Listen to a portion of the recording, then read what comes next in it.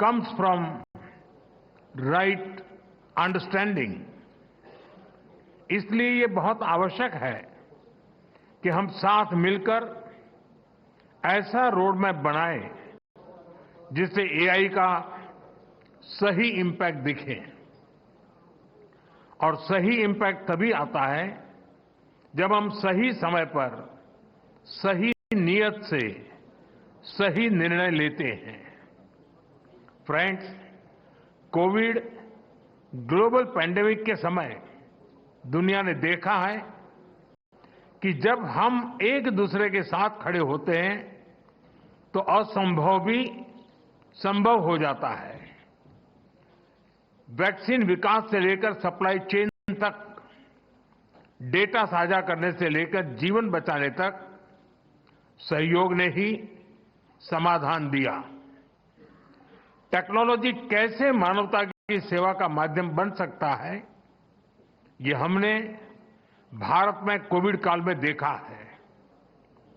हमारा जो digital vaccination platform था, उसने करोड़ों लोगों को समय पर वैक्सीनेट कराने में बहुत मदद की।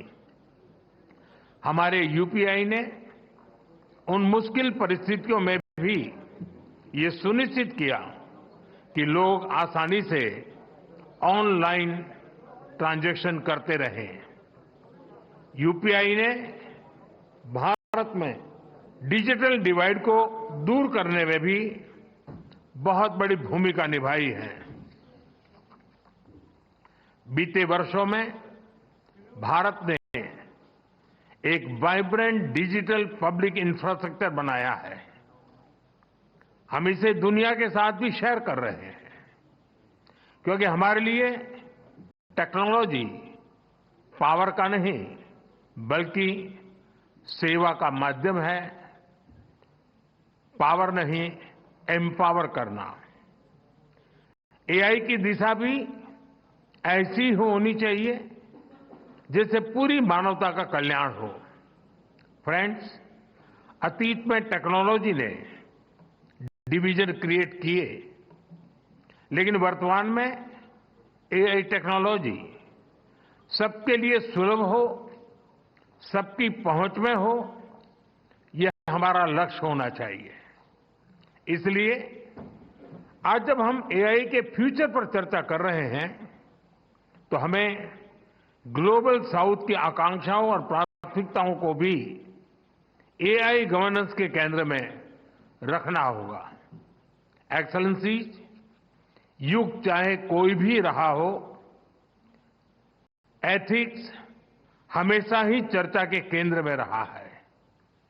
अंतर बस इतना आया है कि पहले अनएथिकल बिहेवियर का दायरा बहुत छोटा होता था, लेकिन एआई में इसका दायरा असीमित है, अनलिमिटेड है।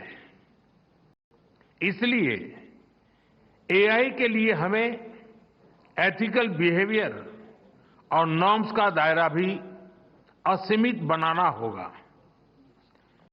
एआई कंपनियों के सामने बहुत बड़ी जिम्मेदारी है। प्रॉफिट के साथ साथ पर्पज पर भी फोकस हो, ऐसे एथिकल कमिटमेंट की बहुत आवश्यकता है। व्यक्तिगत स्तर पर एआई हमारी लर्निंग, इंटेलिजेंस और इमोशंस को प्रभावित कर रही है। एक्सेलेंसी, एआई के एथिकल उपयोग के लिए मेरे 3 सुझाव हैं।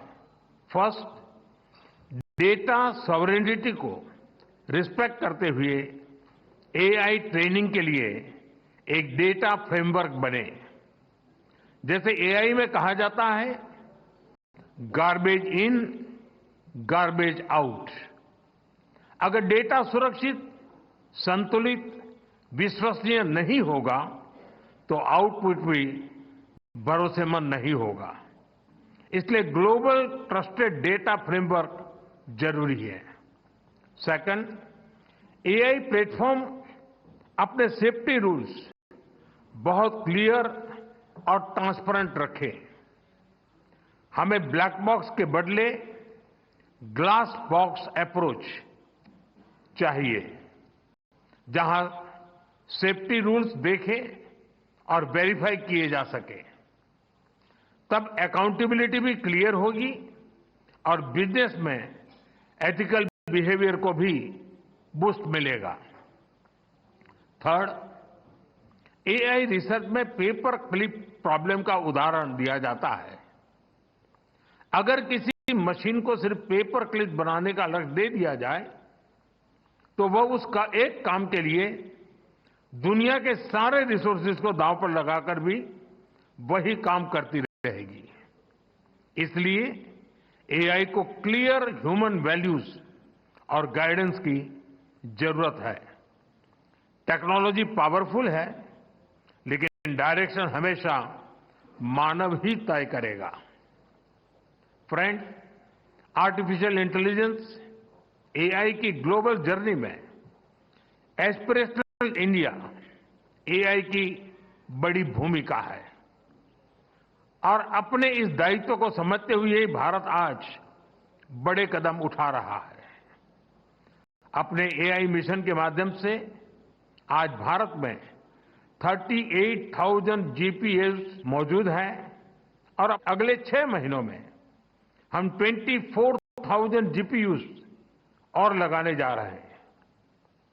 हम अपने स्टार्टअप्स को बहुत ही अफोर्डेबल रेट्स पर वर्ल्ड क्लास कंप्यूटिंग पावर उपलब्ध करा रहे हैं।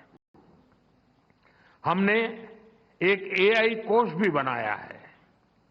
इसके माध्यम से 7,500 से अधिक डेटा सेट्स और 270 एआई मॉडल्स को नेशनल रिसोर्स के रूप में शेयर किया गया है।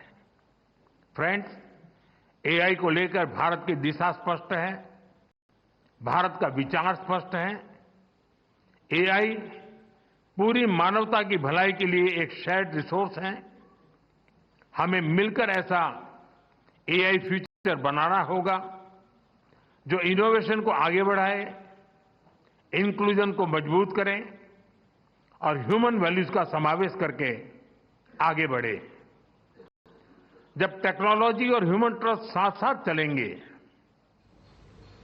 तो एआई का सही इंपैक्ट दुनिया पर दिखेगा। तो यहां पर प्रधानमंत्री So that was Prime Minister Narendra Modi speaking at the AI Impact Summit, talking about a whole host of issues, including the need for data sovereignty and, of course, guarding against the perils of AI as well and the safeguards that need to be built in. We'll take a short break right now. We'll continue our coverage on the other side.